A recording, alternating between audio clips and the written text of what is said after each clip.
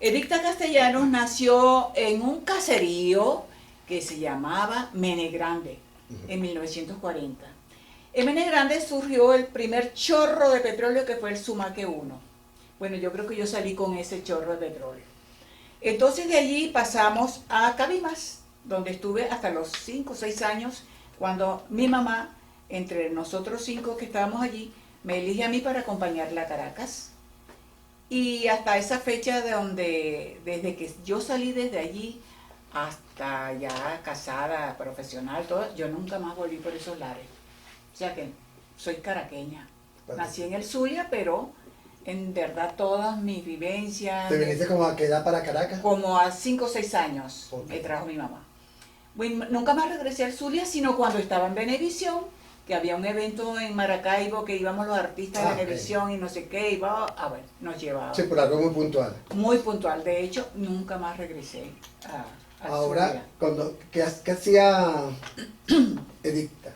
Edicta del Carmen. Porque todavía no era Ana Castillo. No, todavía no. Tu adolescencia aquí en Caracas, antes de entrar al mundo del espectáculo. No, para nada tenía que ver con la actuación. O sea, la primera sorprendida de que yo sea actriz soy yo. Me dice el chamo, oye, chama, tú deberías ser actriz. Le digo, bueno, ¿y dónde se estudia? Porque si hay que estudiarlo, lo estudio. Y me lleva aquí a la avenida Andrés Bello, la Escuela Nacional, la Federación Nacional de Teatro. Federación Venezolana de Teatro, algo así, no recuerdo. Y bueno, chamo, yo subo las escaleras y llego, y ya había empezado la clase, y cuando veo a un señor muy guapo, hablando y qué sé yo, y la gente toda atenta con él, es como si me hubieran descorrido una cortina. Y yo dije, esto es lo que yo quiero. ¿Estamos hablando de qué año? Estamos hablando del 61, 62. Ya yo era una chama mayor de edad, porque para estar allí tenía que ser mayor de 21 años, que era la mayoría de edad, y tener sexto grado aprobado. Con eso podías inscribirte para estudiar teatro. Por supuesto lo hice. Bajé las escaleras, le dije a César, que así se llama, o se llamaba, no sé, y le digo, mira, vete porque yo me quedo. ¿Cómo te vas a quedar? Me quedo, chao. ¿Quién estaba dando la clase? Gilberto Pinto. Ah, ya.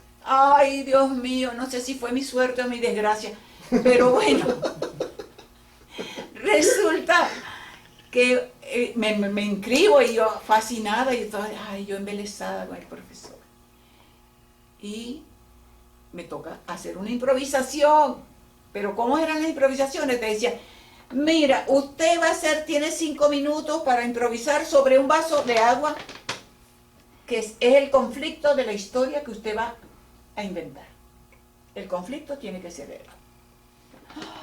Y mira, ¿y qué me va a dar el profesor? Una botella que no era, físicamente no estaba, o sea, todo era invención. Bueno, la botella se hizo grande, chiquita, grande, gorda, la manipulación. Pero lo que se me ocurrió era que dentro había un papel de la botella. Dentro de la botella había un papel y no lo podía sacar. Y ese era el conflicto. Okay. No podía sacar. Bueno, se aburrieron de que yo no sacara el papel ese de la botella. Nada. Y me dice el profesor, ¿cuál es su profesión? Y yo le digo, ay, yo soy secretaria ejecutiva. Ay, ¿cuántas palabras escribe por minuto? 80. Ay, qué bueno. Ajá. Bueno, sigue escribiendo a máquina porque usted tiene la sensibilidad de una piedra. Yo dije, ¿cómo? ¿Que tiene la sensibilidad de una piedra? Ah, bueno, está bien, gracias. Pero yo me dije a mí misma, vamos a ver si es verdad. Eso fue un desafío. Por eso hablo de que no sé si mi suerte o mi desgracia, porque a la postre Dios lo castigó y lo casó conmigo. Por eso. Por eso. Por decirme eso. Amén de que me tuvo que acompañar a varios de entrega de premios. Entonces yo dije, ajá, vuélveme a decir que no tengo sensibilidad. Ahí sí con el sartén en la mano. Debuté en el teatro como en el 62, en el 63, luego como Gilberto Pinto era director de RCTV, de dramáticos, por supuesto me metió a mí a hacer papelitos en Se necesita una amiga, Los favores del doctor, Robert y Aquela, que eran programas que no había, o sea, no había internet, no había para grabar, ¿cómo se llamaba eso? ¿Cómo se llamaba? Videotape. Videotape, eso no existía. Ujú. Bueno, y resulta que estando en eso, empiezo a hacer papelitos, Pero hasta en el previo- derecho de nacer. Pero previo, ¿no hiciste radio? ¿O estuvo No, conjuntamente? no, yo hice radio, hice televisión, hice teatro al mismo tiempo, o sea, Estabas... estaba totalmente. Ok. Hice radio en Radio Continente con Tomás Enríquez. Ujú. Hacíamos novelas. ¿Y cómo es que se llama? Ay, que era el productor de Venevisión muchísimos años, cubano, ay, Arquímedes. Arquímedes Rivera. Y Arquímedes, no trabajé con Arquímedes porque en esa época ya él estaba haciendo un programa que eran, no sé si era Tamacún o era, no sé qué. Ujú.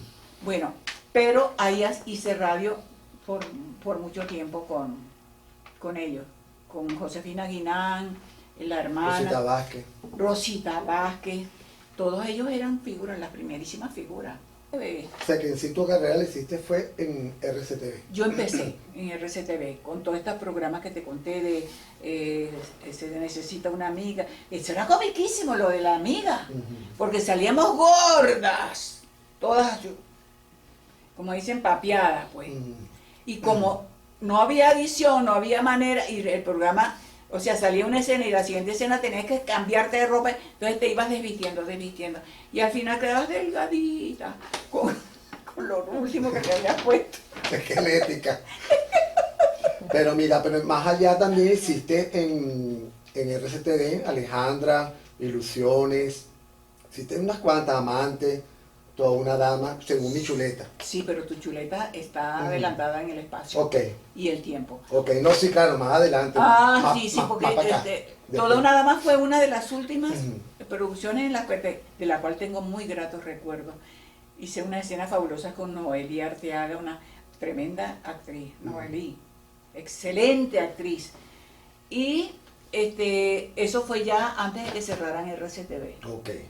Será para cerrar el ciclo de RCTV. Ujú. ¿Cómo era el ambiente de RCTV con tu época? Muy ¿Quiénes bueno. estaban de moda en esa...? Mira, estaba por supuesto Doris Well, estaba Eva Moreno, estaba América Alonso, estaba Tomás Enrique. Yo creo que Tomás nunca trabajó en otro canal. Creo que no. Igual que Carlos Carlos Márquez. Carlos Márquez. Sí, pero Nunca trabajaron en otro canal. Ok, ¿por qué te vas de RCTV? Porque no me dieron más trabajo, chamo. Y ahí yo no estaba contratada. O sea, tú cobrabas si trabajabas. Pero si no trabajabas, no había 15 y último. Ok. Entonces decido ir a buscar trabajo y estaba trabajando un compañero de teatro, se llamaba Martín La Antigua, Ujú. con el cual hice obras de teatro. Y entonces él me recomendó con Gracio D'Angelo, Ujú. el director dramático de Venevisión, y me llaman para una novela. O sea, me metieron ahí, tú sabes, porque Eva Blanco, que era la mamá de la protagonista, estaba presa. Eva Blanco no, el personaje. Entonces necesitaba a quien contarle la historia de su vida. Y entonces me metieron a mí como ese personaje presidiaria creo que la novela se llamaba María Teresa. Ah, sabe el papel de Clara. ¿Será? Ujú. Entonces, para justificar que ella... 1972. Sí, pues yo entré en el 71 en Venevisión. Bueno, resulta que ahí ella me cuenta su vida, pero yo como vengo del teatro, yo justifiqué mi presencia ahí. No solamente en la conducta, sino en la manera de expresar el personaje. Y de ella me estaba viendo, porque el personaje tenía 2 capítulos. O sea, lo que ella contaba, mira que yo era esto, y me engañó el padre de mi hija, y yo vio, ok. Eso es muy breve. Y ella estaba en el control viendo la grabación. Bueno, termina la grabación y dice D'Angelo, Ana Castel, que suba aquí al control. Ay, Dios mío, que hice mal. Subo para control. Veo una señora muy simpática, muy agradable. Y él digo, dígame, D'Angelo. Dice, no, que ella es la autora de la novela y ella quiere conocerte. Ah, sí, bueno, mucho gusto, ¿qué tal, cómo está? Y entonces me dice, bueno, lo que vi me gustó tanto que vas hasta el final de la novela. Ay, ¿en serio? Sí, en serio. Te voy a escribir el personaje. Fíjate, eso fue para mí, porque me lo gané, pues. Y bueno, ahí empezó mi relación con Delia, que no me aflojó más nunca. Delia nunca me dejó de meter en sus novelas, nunca. De hecho, para que yo hiciera Rafaela, eso fue una discusión en producción, porque yo tenía la misma edad de Chelo. Exacto. De mi hija. Y entonces la solución era, ella dice, bueno, la solución, como aquí las mujeres todas paren a los 15, a los 14, a los 10, pues la voy a poner a parir a los 15 años, a Rafaela. Y así fue. Así es que yo hago, porque ella se empeñó en que era yo, porque le decía, no, pero tenemos a fulana, tenemos, no, yo quiero a Ana Castel. Bueno, antes de entrar a Rafaela, que es una parte, Ajá. vamos a hablar un poco de cómo era el ambiente de Venevisión. ¿Te sentías a gusto en comparación a RCTV? No, Era mira, en Venevisión había su ambiente grato, como no, porque la música lo hacíamos nosotros, que éramos que estábamos ahí desde la mañana hasta en la noche, o hasta en la madrugada. Pero la familiaridad de RCTV, tiene nada que ver. Tú entrabas a RCTV y entrabas a tu casa, o sea, la señora que cuidaba ¿cómo se llama? Los baños, la señora que cuidaba donde uno guarda la ropa, el señor que al principio cuando entraba, buenos días, ¿cómo está? ¿Cómo le va? ¿Cómo está su mire, ¿cómo sigue? El portero, el parquero, el parque, todo. Entonces, mire, ¿cómo sigue? Supa que tienes al hijo enfermo. Sí, ¿cómo sigue? Esa familiaridad en Venevisión, yo por lo menos nunca la tuve. Nunca. Y yo, bueno, te digo, a nivel de compañerismo sí, pero con otras personas que no tuvieran que ver. Ejecutivos. No. En Radio Caracas tú te encuentras con los ejecutivos en el pasillo. Venevisión no. A menos que te citen en una reunión. Por lo menos en mi caso. A lo mejor habían otras actrices que vivían metidas con los productores en sus oficinas. No sé. Pero yo, en mi caso, no. ¿Cuánto ganabas? Mira, para el momento yo, por lo menos en Rafaela, yo tenía un sueldazo, 5.000 bolívares. Pero claro, había un sueldo más alto, por lo menos Arnaldo Andrés, que lo trajeron. Tengo entendido que ganaba como 10 o 15 más. Le daban vivienda, transporte, bueno, todas esas cosas porque era un extranjero que estaba trabajando aquí. Chelo no sé, pero yo ganaba 5.000 bolívares, que era un dineral, porque vivíamos en un edificio donde el apartamento era de lujo y costaba 1.000 bolívares mensuales el apartamento de alquiler. ¿Quién pagaba más, RCTV o Venevisión? Venevisión. Bueno, yo gané más dinero en Venevisión que en RCTV. Sí, es que yo no dejaba de trabajar, chamo. Yo no dejaba de trabajar y eso me costó la relación con mis hijos, porque nunca estuve. ¿Cómo era el trajín? En Venevisión era imparable, porque antes, como no había videotape, los capítulos se hacían diarios. O sea, el capítulo de hoy se hace hoy, el de mañana. De hecho, cuando hacíamos Rafaela, habían atrasos en los libretos, porque Delia no los había podido mandar, porque como no había internet, no sé qué era lo que pasaba, no se podía mandar. Entonces, ella se iba al aeropuerto de Miami a preguntarle a las líneas que venían para Venezuela, qué pasajero venía para Caracas, y con ese pasajero mandaba los libretos. Y muchas veces estábamos en el estudio esperando que llegaran los libretos, lo que significaba salir a las 2, 3 de la mañana de la grabación. Desde temprano. Nosotros arrancamos, en la cita era a la 1 maquillaje y 2 estudios. Y a partir de ese momento, hasta que termináramos de grabar el capítulo. Porque se iba al aire. Claro. Al día siguiente. Fuerte. Entonces yo hacía radio, porque me llamaban. Entonces, claro, hubo un momento en que caí en la trampa de que era muy requerida, porque era buena o no era tan mala, o la razón que fuera, todo el mundo me llamaba para trabajar con ellos. Gloria a Dios. Ahora, ¿algún rol protagónico? Aparte de Rafaela. Bueno, te voy a decir una cosa. Tengo aquí uno que se llama El Mundo de Berta. El Mundo de Berta, eso fue en el Canal 8, con Orángel Delfín y Altagracia Sarmiento.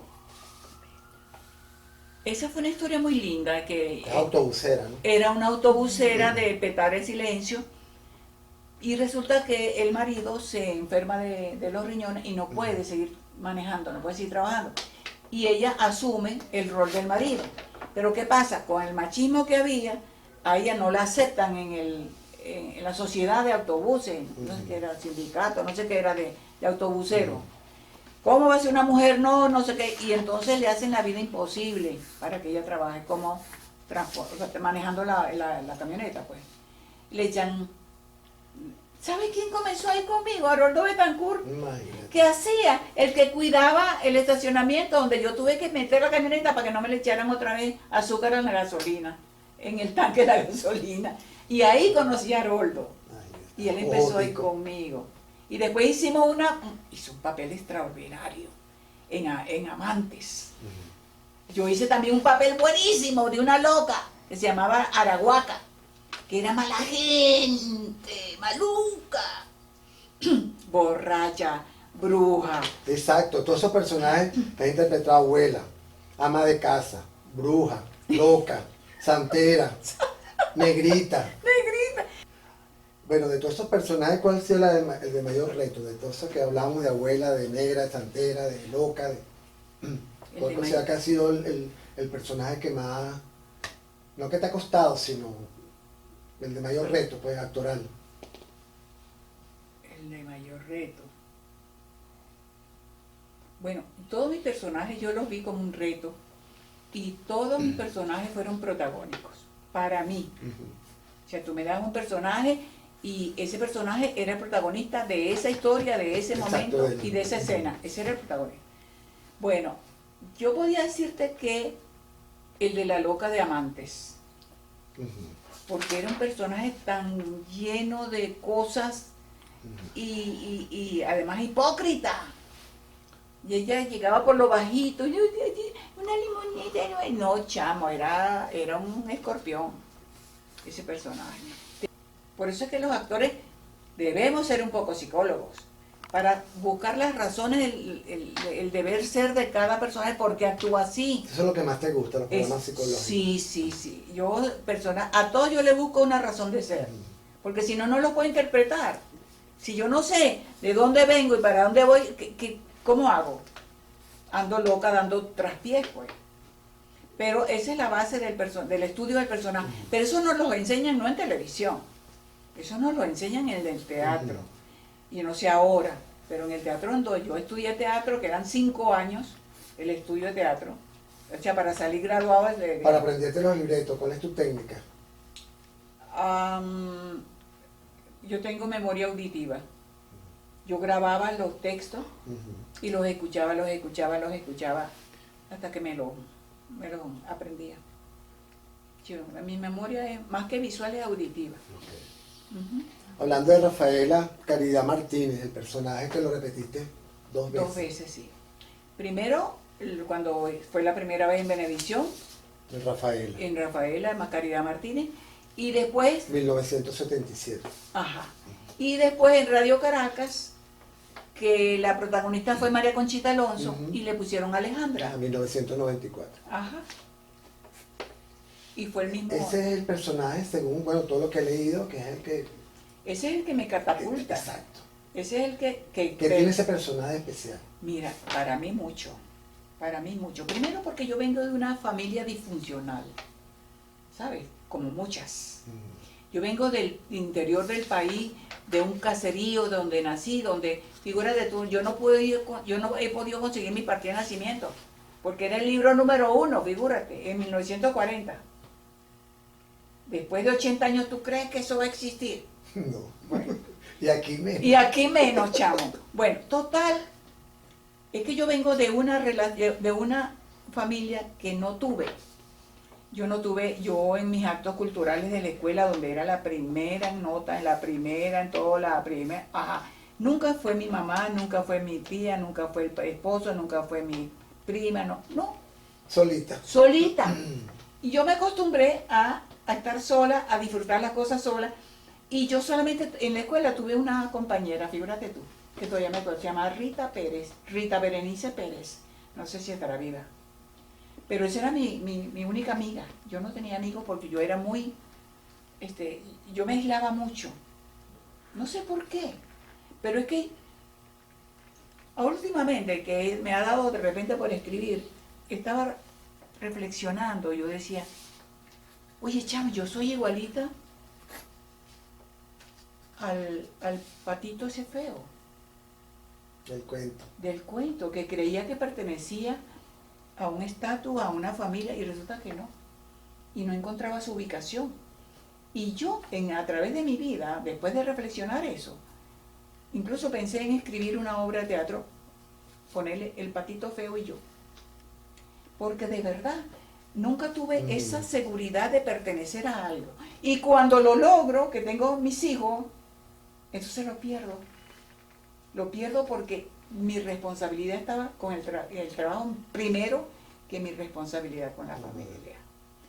Y eso era que yo te digo, yo hacía televisión, hacía teatro y hacía radio. Porque me llamaban de todas partes y eso era dinero. Claro. Pero bueno, no vale la pena llorar ante la leche derramada. Ya pasó y ya lo que hay es que echar para adelante, ¿qué más? Como dice mi asistonto, para adelante que brinca el sapo, man, que le puyen los ojos.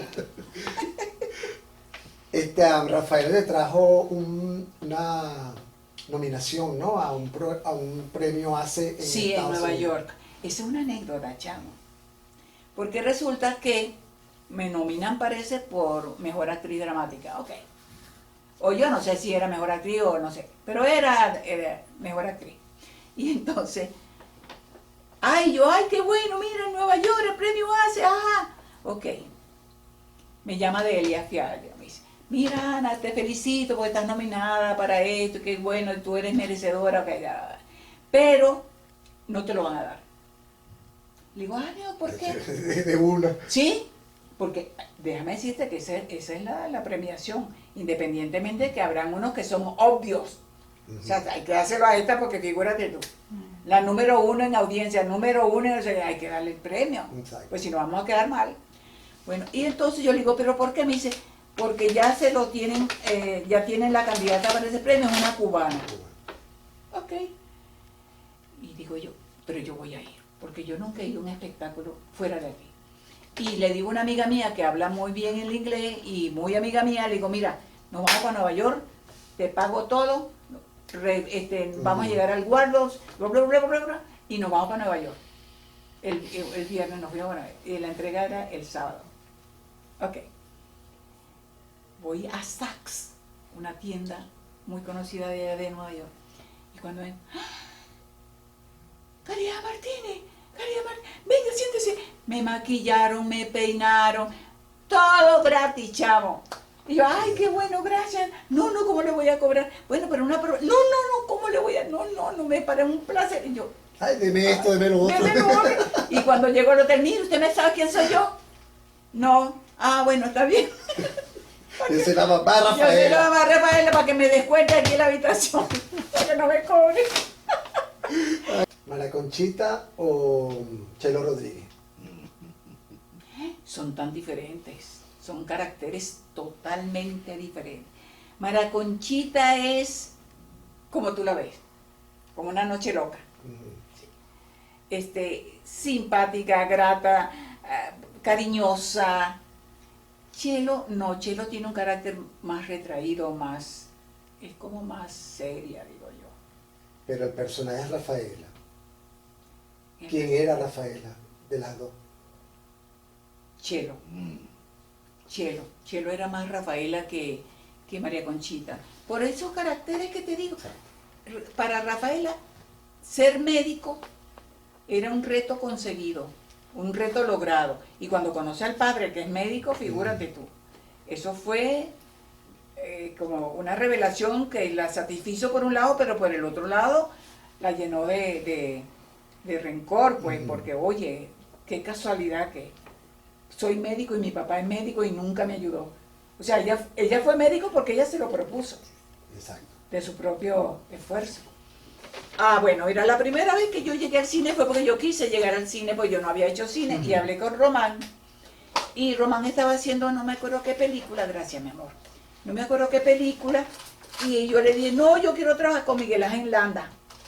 Ay, creo que era una que hizo Miguel Ángel Landa muy conocida, El Alacrán o no sé qué, de Cangrejo. Cangrejo. Con esta misma, ok. Cangrejo. Algo de cangrejo, Un sí. cangrejo 1, cangrejo 2. Bueno, yo creo que estaba yo en el 1. Bueno, y yo hacía una hermana de Miguel Ángel, pero inventada. Y entonces me pusieron a hacer una hermana de Miguel Ángel que era, ¿cómo se llama eso? Con los que arreglan los carros. Mecánica de carro. Entonces, yo con una braga metía bajo un carro. Y después, yo creo que esa fue la única escena que hice. Salí toda manchada de grasa. Era hermana de Miguel Ángel Landa. Eso fue lo primero que hice. Pero es que yo le dije, yo quiero hacer cine, yo quiero hacer cine. Bueno, pero es que yo no tengo papel para ti, figúrate. ¿Cómo voy a meter en la cartera? Méteme ahí, aunque sea una cosa, yo quiero la experiencia. De extra. De extra. ¿Y en lo sucesivo? No, en lo sucesivo sí, ya me llamó, sobre todo, ay, ¿cómo se llama este director? El director de Operación Billete. Olegario me llamó. Y me llamó la directora Solveig. Esa mujer me persiguió para hacer ese papel que yo no entendía por qué. Mira, no, pero es que yo quiero que lo hagas tú, que yo quiero que lo hagas tú. Y después cuando me dio el papel, dije, bueno, pues este papel es... O sea, que fue como hecho para ti. Sí, presencia. Porque mira, yo me acuerdo... Macu, la mujer del policía. La mujer del policía. 1987. Bueno, fíjate tú, yo ahí, la escena más larga que tuve de diálogo, yo aparezco de espaldas a cámara, hablando con Macu de frente a cámara y yo de espaldas a cámara hablándole a Macu. Que cuando ella regresa, sí, se escapa. Que sí, cuando regresa. Ese personaje, pues la trama es un poco fuerte, ¿no? Y que todavía se está viendo el abuso de menores, ese tipo de cosas. En ese tipo de actuación, eso a la actriz le pega. En este caso, ese papel que tú hiciste, que no era una mamá ejemplar, por supuesto. No, yo creo que no. No. ¿Tú separas? Yo he estado psicológicamente estudiando esos personajes, por experiencias que he visto, hablando con gente. Y a la mamá de Maco eso le parecía hasta normal. Porque son hogares disociados, hogares donde no hay un padre, no hay una madre, no hay una guía, no hay una religión, no hay algo que te diga, eso está mal, o eso está muy bien. Entonces viven como a la buena de Dios, pues. Y fíjate tú que ella no le recrimina, lo único que me acuerdo que le dice en uno de los parlamentos, dice, como algo parecido a que lo tuviste todo en las manos y lo echaste a perder. Son técnicas totalmente diferentes, nada que ver. Mientras que en televisión, es decir, tienes un espacio físico donde tú instintivamente sabes que tienes que actuar dentro de ese espacio físico, como en el teatro, en el escenario, sabes que no puedes pasar del proscenio porque te vas de boca, o te vas contra las cortinas y te vas por el foro. Pero bueno, la técnica es más, ¿cómo decirte? No es que la televisión no sea más o menos gestual, pero en el cine el gesto tiene que ser muy controlado. O sea, si yo te voy a señalar, yo no puedo hacer esto, porque entonces... Claro, y la pantalla. Es enorme. O sea, el cine dimensiona mucho más la imagen. Es lo que yo he visto, no sé si será ver, pero eso es lo que yo he visto, lo que yo he interpretado de la técnica de actuación. Es como más suave, más rescatado, más no tan exagerada, a menos que sea una escena de riesgo, de película, de peligro, de pelea. Sí. Oye, donde no vas a pelear, no. Claro. Pero esas son tomas abiertas. Pero los close-up, esas tomas que tú ves que son de los ojos, ni se te ocurra voltear para allá, porque tú ves que la pantalla es muy grande.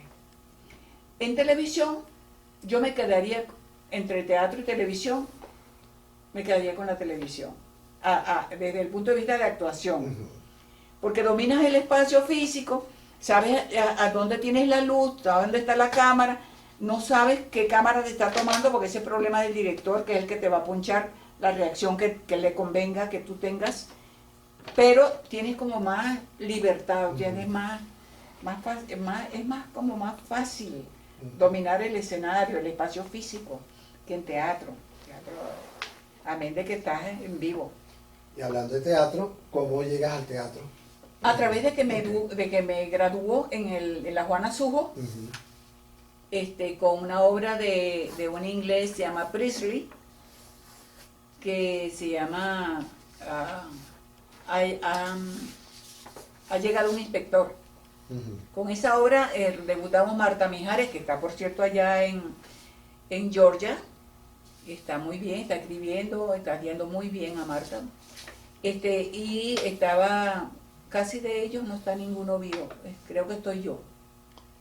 Ah, bueno, y Marta. Con esa obra en el Teatro Nacional. Debutamos y nos graduamos de actores y actrices profesionales, o sea que ya podíamos cobrar, porque antes amateur no, amateur era gratis, chamo. Trabajábamos gratis. Solo ¿no? podía el sindicato de trabajadores, Sí, la radio, sí, televisión sí, y sí, afines del Tito sí, Federal. y estaba mirando. Estaba mirando. Amén. Y entonces, Fue larguísimo. y entonces, pero ya yo había hecho como estudiante varias obras. Ujú. Ya había participado en obras cortas, había hecho una de, se llama Esquina Peligrosa, había hecho varias cositas, ya, pero eran obras de un acto Okay. que había hecho.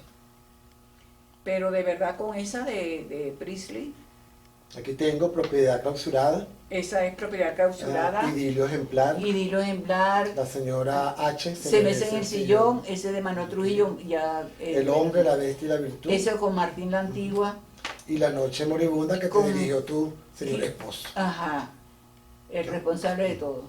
Exacto. Ajá, Pirandello, hice el hombre y la bestia y la virtud con Martín la Antigua y La noche moribunda de Gilberto Pinto, que ahí fue mi primer premio,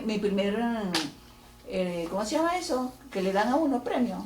Sí, reconocimiento. Reconocimiento, premio. en el teatro, con esa obra, La noche moribunda. Lo fatal que fue para las producciones dramáticas fue el apuntador. Eso que te iba a decir. ¡Ay, chamo! Porque Esa entonces- chicharrita allí. Sí, pero aparte de eso, gente creía que no tenía que estudiar porque le iban a apuntar. Y resulta que era el error más grande. Porque entonces hablaba como, ajá. Y no lo escuchaba el televidente. se Sí, escuchaba. escuchaba el apuntador. Cuando iba a hablar ya sabía lo que iba a decir. No, y aparte de eso, ya te limitaba la concentración. Claro, Yo hice Rafaela con apuntador hasta creo que a la mitad. Ujú. Después lo eliminaron. Bueno, a lo mejor, y no soy yo, sino es Delia Fiallo cuando plantea, lleva y dramatiza en una novela ¿cómo se llama? La realidad social de la mujer venezolana o latina.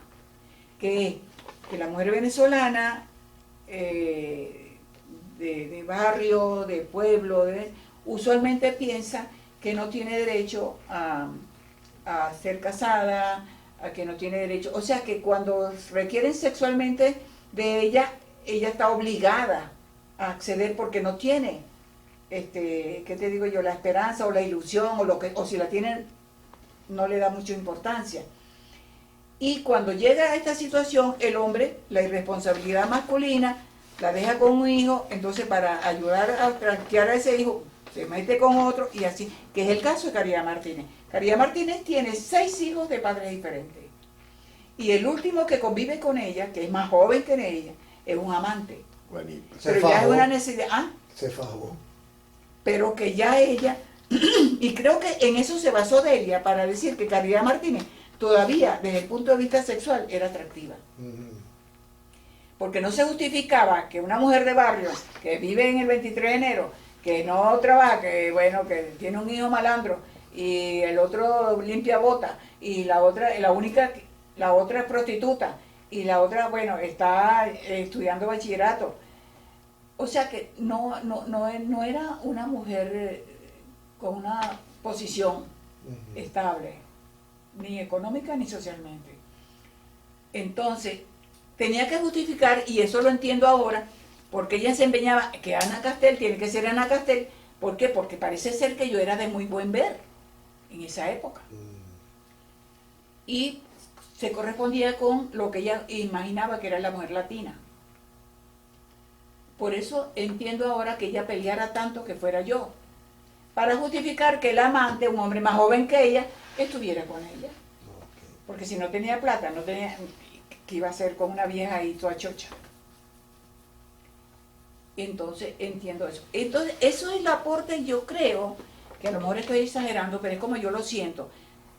Ella trajo a la palestra el estatus socioeconómico de la mujer venezolana, de pueblo, de las afueras de la ciudad, o dentro de la ciudad, pero de los barrios. Creo que no era la clase media, ni la clase media alta, ni era media clase. Entonces, ese es el aporte que yo creo, ahora que tú me lo preguntas, que puede haber hecho el personaje de Caridad Martínez, que yo tuve la suerte de interpretar, hacer como que digo, como un llamar a la conciencia. De hecho, creo que fue en Ecuador o en Perú que no pasaron la novela porque les parecía demasiado, ¿cómo te digo? Exagerada. Sí, o sea que no era edificante que esa mujer con 6 hijos de padres diferentes estuviera protagonizando una historia que además llegó a ser número 1 en todo donde se pasó. Y la prohibieron. No sé si fue en Perú o en Ecuador, no me acuerdo. Pero sí tuvimos noticias de que el gobierno no permitió que la pasaran, porque era inmoral que esa personaje tuviera tanta relevancia. Sí, no era como un ejemplo. Era como un mal ejemplo. Entonces, quizás ese es el aporte que sin darme cuenta pude dar a través del personaje, y más que todo porque ella hablaba mucho conmigo respecto del personaje. Ella mete la violación de la hija porque cuando yo vengo a estudiar, cuando mamá me trae a cuidar a mis hermanitos, el padrastro intentó violarme y me salvé porque primero peleé con él y me subí en el alféizar de la ventana, vivía en un 14 piso, en el bloque 8 de Lomas de Urdaneta, y yo me agarré de ahí y digo, si me toca me tiro. Y en eso llegó mi mamá, de la calle del trabajo. Y entonces yo cuando sentí la puerta de mamá, ¿qué pasa? ¿Dónde está? Aquí el cuarto. Y entonces él, esta hija tuya como que es loca, mira, sentada ahí en la ventana, como que se va. Claro, mamá se da cuenta porque el tipo excitado, y entonces le dice, bueno, últimamente, si tú eliges o tu hija o yo, si ella se queda no le paso más, no mantengo más a los hijos. Y mamá le dijo, bueno, te vas. Y salió Juana de Arco a luchar por su hermanito, a trabajar como fuera, porque por su culpa su papá no los iba a mantener más. Y esa responsabilidad la asumí yo. Exacto. Como si realmente yo hubiera tenido responsabilidad ahí. Claro, eso es un aporte. Y así fue.